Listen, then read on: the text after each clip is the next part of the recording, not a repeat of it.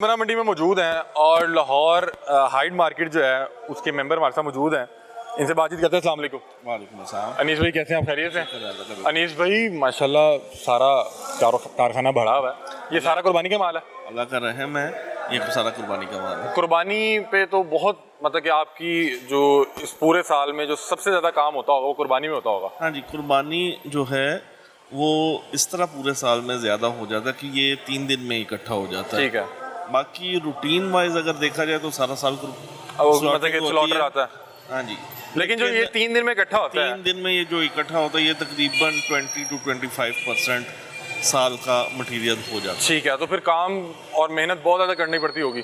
वो जाहिर बात है, वो ज़्यादा मेहनत करनी पड़ती है क्योंकि आपको ये तकरीबन 3 माह का माल, 2.5 माह का माल 3 दिन में इकट्ठा करके उसे प्रिजर्व करना पड़ता है। प्रिजर्व करने में भी बड़ा आपको एहतियात करनी पड़ती होगी कि अगर ये ठीक से प्रिजर्व नहीं हुआ तो ये तो ज़ाया हो जाएगी, स्मेल छोड़ देगा। हाँ जी, इसके लिए हम लाइफ स्टॉक के साथ राब्ते में रहते हैं, उनके साथ कंपेन करते हैं, अवेयरनेस कंपेन चलाते हैं मुख्तलिफ मस्जिदों में, स्कूल्स में, कॉलेज में, और जो बिज़नेस सर्कल है, सोशल मीडिया है, उसके ऊपर इसकी कंपेन चलती है लोगों को अवेयरनेस देने के लिए कि इसे जल्द से जल्द क्योर किया जाए।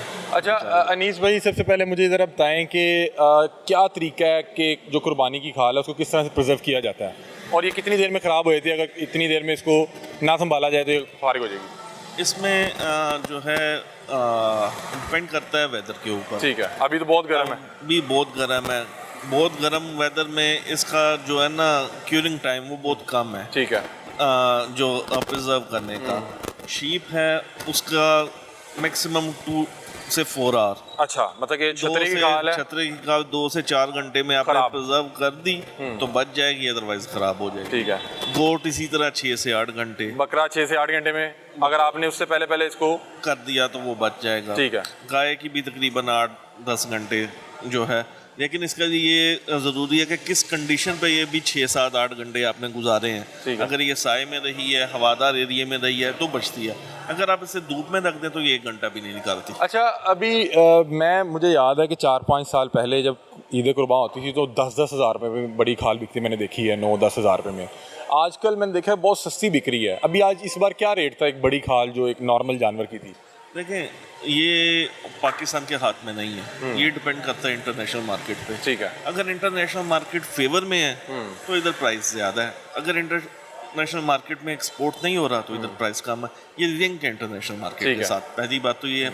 दूसरा, ये जो 3-4 महीने हैं, जो जून, जुलाई, अगस्त, ये 3 माह का मटेरियल जो होता है, इसमें चमड़ा की क्वालिटी रेस्ट ऑफ 9 मंथ जो है उससे ख़राब होती है क्योंकि इसमें नमी ज़्यादा होती है, इस मौसम में गर्मी ज़्यादा होती है, इस मौसम में इसमें जानवरों को बहुत ज़्यादा बीमारी होती है, पसीना बहुत आता है, पिंपल्स बहुत निकलते हैं, स्कार्स बहुत होते हैं, उस वजह से इसकी क्वालिटी डाउन हो जाती है। ठीक है। अब ईद इन दिनों में आ गई है तो हम समझते हैं इसकी प्राइस नीचे आ गई है। ठीक है। तो ये इस बार क्या रेट था? ईद भी ना हो तो इन माह में इसकी प्राइस कम ही होती है, स्लॉटर के जानवर की भी कम हो जाती है। कम हो जाती है। क्या वैसे इस बार बड़ी खाल का क्या रेट था? इस साल जो बड़ी खाल का रेट है वो तकरीबन पंजाब के मोस्टली जो रीजन है उसमें ये 1500 से लेके 2000 रुपए तक इसका बस। और जो ये बकरे की है वो तकरीबन 400 से लेके 600 रुपए तक।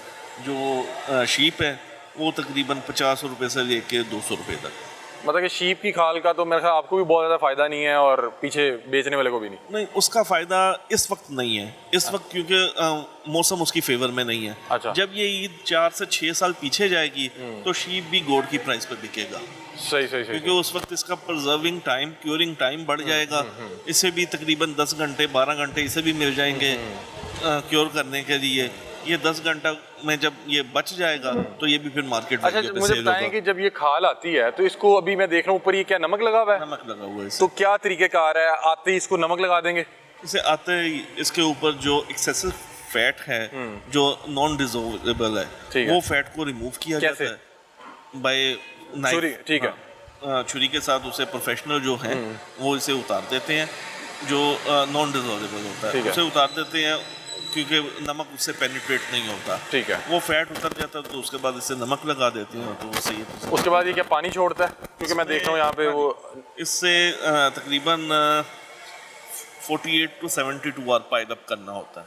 पाइल अप करने के साथ इसमें जो एक्स्ट्रा मॉइस्चर होता है, जो एक्सेस होता है, वो पानी को बेसिकली निकालना है। इसमें ना जम्स पैदा ना हो, प्यूरिफाइड ना हो, उस वजह से नमक लगाया। फिर इसका क्या नेक्स्ट प्रोसेस क्या है, मतलब कि आप इसको इसके ऊपर से मैंने देखा कहीं पे कि उसके बाद इसके बाल उतारे जाते हैं। हाँ जी, वो टेनरी में जाके होगा प्रोसीजर।